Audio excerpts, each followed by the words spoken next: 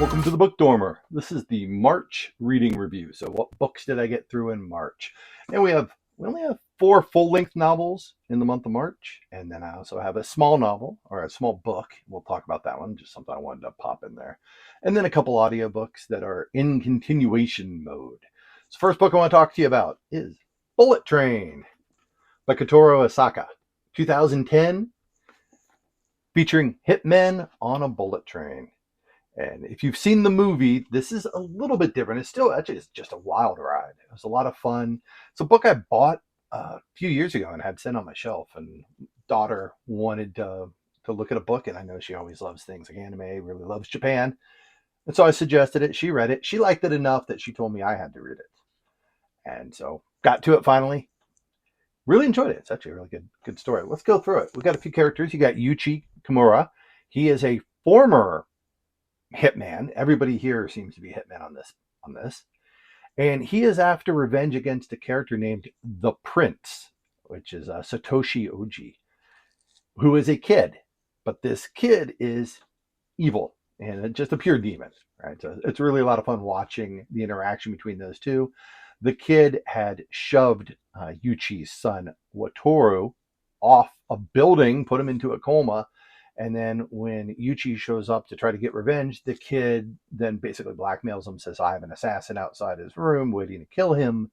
You need to take care of me. You need to do what I tell you. And basically he's going to end up getting him killed while doing a bunch of horrible things, because that's what the Prince likes to do. He is definitely a sadist. And really interesting, for those of you who've watched the movie, this is actually a gender flip. The movie, the Prince is a girl, and I think it worked really, really well. Like, I think it actually worked better. It's one of the rare times that I've seen a gender flip that made things better rather than just choosing because there's a particular actor or an actress that you wanted to get in. So it really worked out.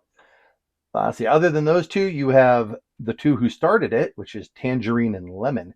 They were sent by Minagishi, which is the mob boss, to go rescue Minagishi's son, who no one really likes. It doesn't seem like the dad actually likes him, and get the money back that he had paid for ransom for that kid. And so you got Tangerine, Lemon. Tangerine likes his classics, is kind of a deep reader, deep thinker. Lemon likes Thomas the Tank Engine to an insane amount. Like, everything's Thomas based. And I didn't realize how much Thomas I remembered from when my kids were young enough to want to watch Thomas. So yeah, I actually had like a little flashback on things. Then we also had another character, and he's actually probably the main character. He's who Brad Pitt plays in the movie, which is Naneo. And he's not really a full-on main character like in this book. But in the movie, right, you have Brad Pitt in the movie. He's going to be the main character. But here in Ladybug, which was nicknamed that because he's super unlucky. Everything always goes wrong for him. They called him Ladybug because ladybugs have good luck. He's there to steal money, so he steals money, finds the briefcase that has the money, because Lemon is a moron and left it sitting at the end of the road where people keep their suitcases. Snagged it, tried to get off, but then he gets blocked by the wolf, who shoves him back in. Meanwhile, we add in another assassin named the Hornet. The Hornet's coming around, so the Hornet's got some play to come get the money as well, and maybe kill some people. And there is just this massive confusion and collection of murder, death. It's funny, it's fast-paced. It is actually a pretty fast read, which not every, translated works aren't always the fastest reads. I think it's a really good job on the translation, and the book comes across fun. All right, that's Bullet Train. Next up, I didn't tell you this. This has got to be the best month of reading I've had in several years. There's at least two rock star songs I got on here. So next one up is The Tainted Cup. It was so good, I actually made an entire video about The Tainted Cup, and you couldn't even see that because of the shimmer. Now, hey, look, better lights. Yay. Because that's what everyone wanted, to see me in better lights. All right. Anyways, Tainted Cup. Robert Jackson Bennett. Came out 2024. Absolutely my first 5-star of the year. I love it. It doesn't seem like everybody loves. A lot of people are giving it 4 stars or 4.5. But this book just had everything I loved. You have detective story with maybe the most peculiar detective since L out of Death Note. You have very good, interesting magic system. You have plants growing out of people. You have bodies, right? It's the classic. You start with a body. It's a mystery. Start with a body. And then they get to work the mystery and they work it so far, but then that leads them to a much larger mystery. Oh, by the way, the world is set in something that is absolutely Attack on Titan. It's not the exact city names, but I mean, they have walls and they have Leviathans breaking in. I mean, it's Attack on Titan. And I liked Attack on Titan quite a bit. So this really works out for me. So I've got mystery, I've got Attack on Titan, I've got quirky characters who are fun and I want to know what they're up to. And they come up with really good answers. Like the Anna Dolbra, the investigator, she knows what she's doing. And it's hilarious. She would like wear a blindfold because she wanted to take away one of her senses to enhance the other senses. One of those types of people. And just funny, good dialogue. You can look up my full, I did a full non-spoiler review on it, so we only get to about halfway point in the book before you set you free, because I don't want to give away what the endings are. But yeah, super satisfying. This was my first 5-star of the year. It still is my favorite book of the year. And yeah, wait till you see the last book on this month and go, oh, wait, he's actually putting this one above it. Yeah. Next up is one I wanted to go for a little bit. There is a debate among science fiction people. A lot of times you'll see this where people go saying that Frankenstein is the first science fiction book. And it's not. This book is. But Mary Shelley's Frankenstein is the first science fiction novel. Right? It's the novel format. And it's a great book. In fact, I have it sitting over there right now to be in a TBR pile. So maybe I'll get through a few of the early classics of sci-fi and try to mix and match those together. But this one predates, like Mary Shelley's Frankenstein is 1818. This is 1620 to 1630. It's Somnium, the Dream, or has a nice little name, posthumous work on lunar astronomy, as one does. So Joseph Kepler, or Johannes Kepler, right? You sometimes see that translated over English, but Johannes Kepler.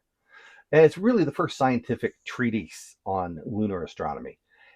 You watch what he's doing. He's defending the Copernican notion of how the planets and the Earth go around the sun, rather than the prevailing wisdom of the church at that time, which is that the sun and all the planets went around the Earth.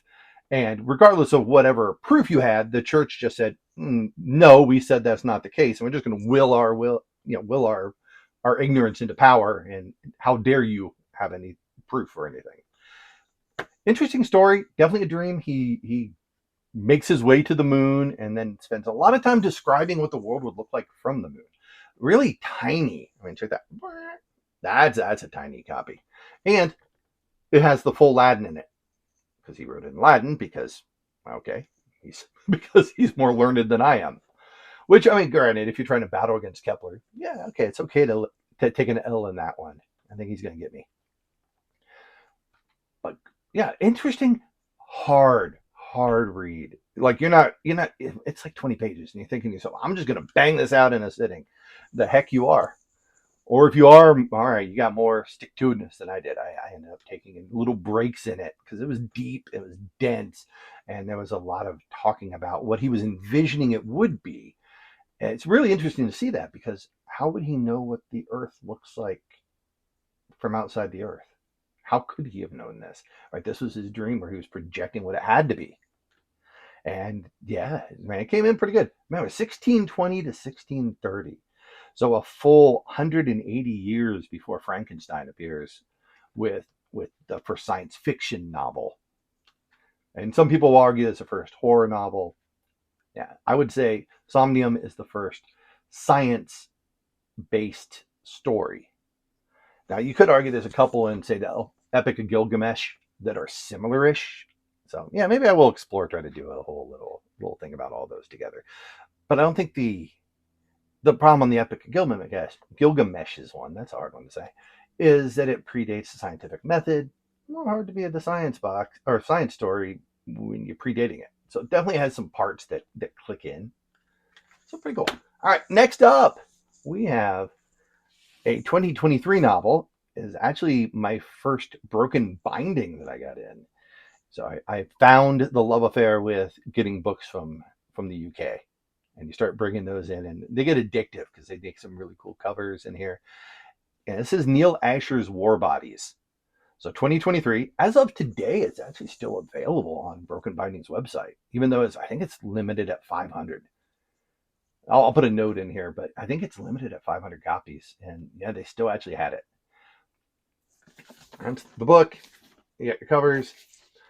It's not a amazing special edition. It is a good thick. It's signed, so that's nice. And it is a wild, long ride through a science fiction.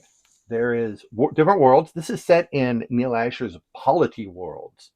So it's in the universe where he's already explored this mix of an AI plus humans working together to form a culture. And he's directly comparing against this with a group called the, I'm calling them the Cyber Rat. He never actually spells it, or he spells it, he never actually pronounces it. So is it Cyber At or Cyber Rat? It's one word. But Cyber Rat, sooner, as many times as I saw it, I started going mean and saying I'm going to call it the Cyber Rat. And they are all about getting rid of the human. So they lowered the amount of people on the planet, artificially keep it low for the tech levels.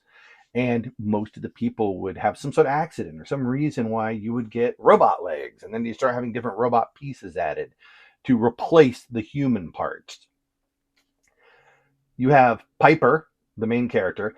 One's hard for me because Piper is the name of a Great Dane in the neighborhood, really sweet dog. And so I like seeing Piper, and now there's a dude named Piper. And I'm like, it was always a little hard. So it's funny how names really resonate and stick with you. Piper, he's the one. It's one of those stories. He's the one, but his dad's the one who made him the one. So he's an engineered the one. Kind of interesting. And then this book, I'm going to do a full one on it just so I can talk and explore this one properly. You may have noticed I had these little tabbies up at the top. That is every single time the word reptile brain or the reptile within is mentioned. Every single time. Wow. Yeah, I don't tab my books like this. This is actually my daughter's idea because I always say I don't do that with my fiction. But I kept complaining, could we read a lot in the same room? And I was like, reptile. Another reptile mention, another reptile. She's like, just start marking them. And she gave me these things to mark them. And then I end up spending a ton of time marking them. So now I'm kind of pot committed. Now I have to go ahead and do a review on the book. You have two-dimensional villain, Castron, just twirling mustache level, bad villain. You have people using him. His supposed guides are definitely there for their own purpose. And they bring him into a big war to go off and fight against the Polities, their enemy, which is big war crab looking things. So you have crabs, big armored creatures, and people in robot crab form. Dun, dun, dun. Apparently crabs is really all it's about. Oh, by the way, the crabs fly. Yeah. I'll give a review on it later, but like I said, I think I popped 3.5 out of 5 on that one. Where I gave 5 to Tainted Cup. I gave 4 to Bullet Train. I didn't rate Somnium. I mean that was there more as a scientific read and a scientific read into it than a book. And we got the second one coming, or the second 5 of the month. So that now I have to start judging which one of my 5s is my favorite 5, which is neat. This is actually my first 5 outside of audiobooks. I would say this is my first 5 in 2 years. And this is my second. Follows it right up. First Law, Joe Abercrombie, 2006. How good is it? 100 pages in, I bought the second and third. Already had them show up, so they're going to be in next month's, or at least one of them is going to be next month. Probably going to try to end April with books 2 and then pick up book 3 just as we lean into June.